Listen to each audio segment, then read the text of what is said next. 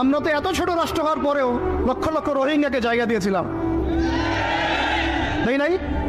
আমাদের ভাইরা 10 টাকা 5 টাকা 20 টাকা করে তুলে ওদেরকে খাইয়েছে, ত্রাণ দিয়েছে, সরকার সহযোগিতা করেছে, বিভিন্ন এনজিও কাজ করেছে, করে নাই? আর তোমরা এত বড় বড় মুসলিম কান্ট্রি আমাদের ভাইদেরকে জায়গা দিতে পারলো না? তোমরা ওদেরকে এই অবরুদ্ধ একটা জায়গায় 22 লক্ষ মানুষকে বোমের খোরা খাওয়ার জন্য ছেড়ে দিলা। আল্লাহ পাক তোমাদেরকে তেল দিয়েছিল, কোন ভাষায় বলবো আমি বুঝতে পারি না। আল্লাহ পাক এদেরকে তেল দিয়েছে, তেল, অয়েল, ব্ল্যাক গোল্ড। সবাই মিলে যদি বয়কট করে দেয়, ওদের একটা যুদ্ধ বিমানও ফ্লাই করবে না ইনশাল্লাহ।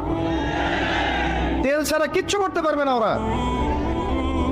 বাদশাহ ফয়সাল সৌদি আরবের প্রাক্তন রাজা ছিলেন, বাদশাহ ফয়সাল রাহিমাহুল্লাহ বলবেন, ওই একমাত্র সাহসী একজন নেতা দেখেছিলাম 1973 দিকে অয়েল বয়কট করে দিয়েছে, তেল দিব না, যা কি করার কর।